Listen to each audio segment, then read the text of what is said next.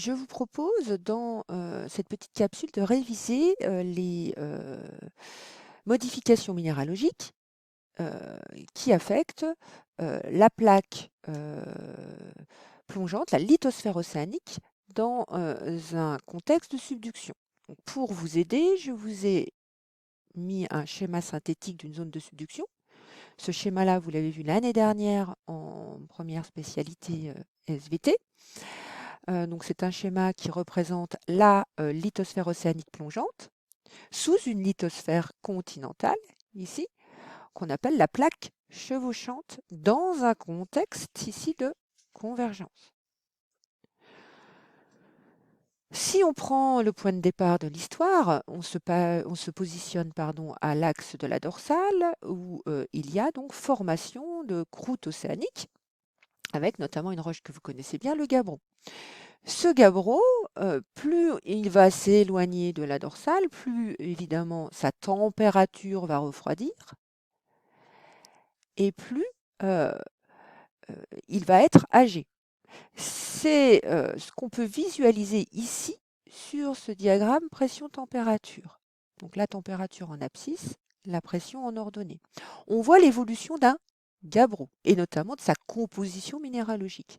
Et la flèche rouge, notamment, elle représente le gabbro qui s'éloigne de la dorsale où il fait très chaud et qui va être de plus en plus âgé et qui va subir donc ce qu'on appelle le métamorphisme hydrothermal dans un premier temps, que nous avons revu cette année, hein, qui est caractérisé par une hydratation des minéraux du gabbro.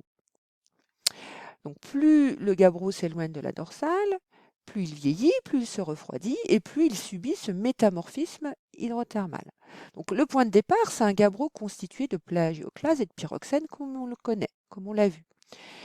Mais sous l'effet de l'hydratation de ces minéraux, c'est la réaction 1 ici, on voit apparaître de nouveaux minéraux euh, riches en eau parce qu'il y a eu une hydratation sous l'effet de ce métamorphisme hydrothermal. Et on voit donc apparaître de nouveaux minéraux tels que les amphiboles hornblende verte. On parle cette fois-ci de métagabbro, puisqu'il s'agit d'un métamorphisme. Un métamorphisme euh, hydrothermal. Ce métamorphisme hydrothermal se poursuit. Hein, le gabbro s'éloigne de plus en plus de la dorsale et se refroidit. Nous ne sommes pas encore dans la subduction, c'est-à-dire la plaque n'a pas encore commencé à plonger, mais on s'éloigne de plus en plus de la dorsale et ce gabbro poursuit ses transformations sous l'effet du métamorphisme hydrothermal et on ajoute toujours de l'eau, donc c'est l'équation numéro 2, et ça nous permet de former de nouveaux minéraux, chlorite et actinote, que nous avons également vus cette année. Et on dit que nous sommes dans le faciès schiste vert, dans le domaine des schistes verts. On le voit bien sur le schéma ici. Donc on voit qu'on n'est pas encore dans la subduction. On arrive dans la partie du début de la subduction. Donc les transformations ne sont dues qu'à une hydratation de la croûte océanique et notamment du gabbro. Puis, nous sommes donc dans ce contexte de subduction. La plaque plonge, hein, sous l'effet de la convergence, évidemment, qu'on a vu après, la plaque océanique, hein, la lithosphère océanique plonge. On assiste donc à une augmentation de pression. Donc, de ma flèche rouge qui consistait à montrer l'évolution du gabbro depuis la dorsale et à son métamorphisme, de type hydrothermal, nous arrivons à un gabbro, donc ça va être cette flèche-là que je vous montre, qui va donc se modifier avec un ajout important, un apport important de pression. Et on se retrouve dans un autre contexte dans un autre domaine qui s'appelle le domaine des schistes bleus. C'est l'équation numéro 3 sur mon schéma ici, qui montre la formation d'un nouveau minéral qu'on a vu ensemble cette année, le glaucophane. Et si vous regardez bien cette équation, vous voyez qu'il y a production d'eau. Alors qu'au départ, dans les deux premiers cas, lorsqu'on était dans la partie métamorphisme hydrothermal, donc dans le faciès schiste vert, on avait enrichissement en eau. Ici, c'est un autre mécanisme et on produit de l'eau. Parallèlement à la formation donc d'un nouveau minéral glaucophane et sous une pression qui augmente et une température qui reste relativement modérée. La plaque poursuit donc sa plongée, on va dire ça comme ça, sous la plaque chevauchante et poursuit sa déshydratation. On passe donc dans les équations, à l'équation numéro 4, avec production d'un nouveau minéral qui s'appelle jadéite.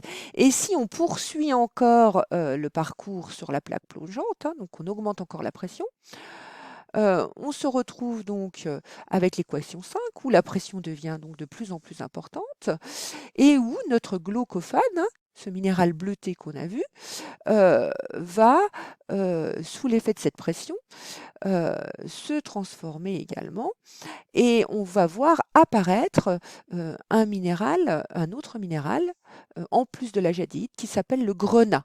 Et ça, nous l'avons également vu ensemble. On est donc dans le domaine des éclogites et on a vu en classe des éclogites avec, alors on ne les a pas vus en vrai parce qu'on n'avait pas d'échantillon, mais on avait vu des photos avec des grenats à l'intérieur. Donc, nous sommes vraiment à une pression très importante et nous sommes dans une partie très basse de la plaque plongeante. Alors, cette déshydratation de la croûte océanique n'est pas sans effet sur la plaque chevauchante. Puisqu'elle va, alors je vous rappelle que la plaque chevauchante, là, on est dans le manteau, donc on est dans la péridotite. Cette péridotite va s'hydrater. Et ceci va conduire à la possibilité que cette péridotite entre en fusion partielle et donc à la production de magma. Magma qui soit va, par son ascension, arriver en surface et on parlera donc de volcanisme et là ce sera un volcanisme explosif car la lave, le magma va être très riche en eau. Hein, on sait maintenant d'où provient cette eau. Et puis, si ce magma n'arrive pas à la surface, il va cristalliser en profondeur. Hein, c'est ce qu'on appelle des roches magmatiques plutoniques, granitoïdes, qui vont se former en profondeur dans la croûte continentale de la plaque chevauchante. Donc ça, c'est toutes les modifications qui se produisent donc dans un contexte de subduction, que ce soit pour la plaque plongeante, la lithosphère océanique plongeante, mais aussi pour la plaque chevauchante, la lithosphère continentale. Alors, si je continue mon histoire, la suite, c'est la collision. Hein, nous avons vu la collision entre donc deux croûtes continentales. Donc là, on a déjà cette croûte continentale. Et puis, on imagine ici, où je vous montre, une autre croûte continentale. Et lorsque l'océan aura complètement disparu en subduction, eh bien, ce sera l'affrontement des deux croûtes continentales. Et ça, on a vu également en cours. Et vous l'avez vu l'année dernière, la collision. On va retrouver bien sûr des marqueurs de collision dans les roches tels que des failles inverses, des plis. Nous en avons déjà un peu parlé dans le cours de SVT concernant cette partie de géologie, mais je le rappelle, c'était aussi au programme de première spécialité. Voilà.